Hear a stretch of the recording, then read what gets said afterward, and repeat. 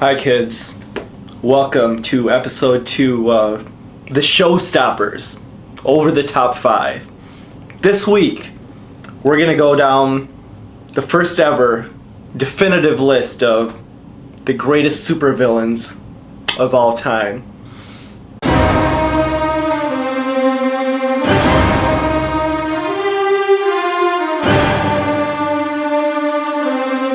To much of the world, the Showstopper is a supervillain.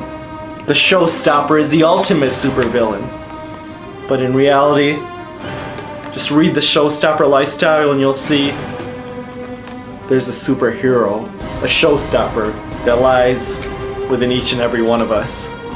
And number 5 on our list, the self-proclaimed greatest criminal mind of all time, Superman's arch nemesis, Lex Luthor, played by Gene Hackman in Superman the movie. How do you choose to congratulate the greatest criminal mind of our time? Why do so many people have to die for the crime of the century? Why? You ask why. Why does the phone always ring when you're in the bathtub? And Hackman gives us the definitive portrayal of Lex Luthor. Thanks to the generous help of the United States government, we are about to be involved in the greatest real estate swindle of all time. And if you want to see the absolute worst portrayal ever, just look at Batman vs. Superman with Mark Zuckerberg playing Luthor. Little red nose, big bang, you let your family die! Exactly. He didn't see from such humble beginnings how I've created this empire. And what makes Hackman's portrayal so amazing is that it taps into the intelligence of Luthor. That's what the Showstopper is all about, using your intelligence. It just happens that Luthor uses it to try to take over the world, and the Showstopper uses it to try to change the world. The villain in black himself, General Zod, played by Terrence Stamp. General Zod may have come from a different planet, Krypton, but on Earth, he was the baddest man on the planet. You will bow down before me! Both you, and then one day, your heirs! So in many ways, General Zod was like the Showstopper. And out of the Superman movies, he was the most show-stopping villain of them all. 3. This is another unconventional choice, but it's a very memorable one because it was played by one of the biggest movie stars of all time. And in reality, it was a performance that was frozen in time.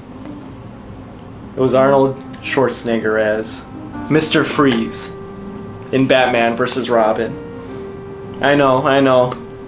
Batman vs. Robin may have been one of the worst movies ever created. And if there's one thing that the Showstopper loves, it's some great unintentional comedy, and there's really no character that's made me laugh as hard as Mr. Freeze in Batman and Robin. The Iceman cometh!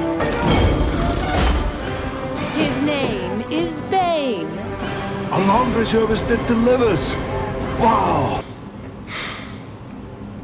It gives me chills just thinking about it. 2. So yeah, I'm sure we all had some laughs at number 3 on our list, but number 2 is no joke. In fact, the number 2 supervillain of all time is Heath Ledger as the iconic Joker in The Dark Knight. And I thought my jokes were bad. And before he left us way too soon, Ledger gave us one of the greatest performances in the history of film, and he won an Oscar for that performance. How about a magic trick? I'm gonna make this pencil disappear. Ta-da! It's gone. Ledger won an Oscar for that performance, but even more importantly, as sad as it was that he left us too soon, in many ways, he epitomized the showstopper lifestyle because he left us wanting more.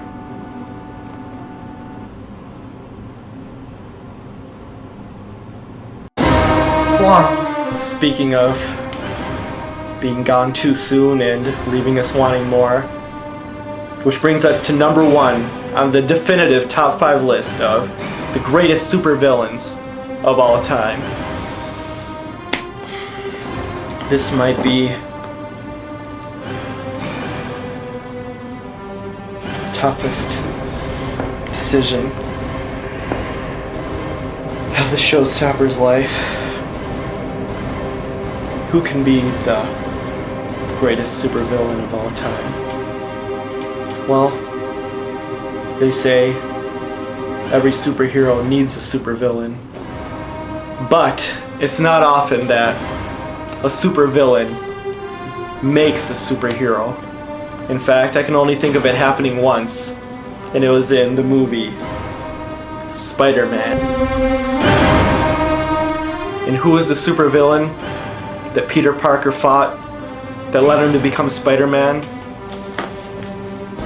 It was this man. The Macho Man Randy Savage as the iconic, the unforgettable, the legendary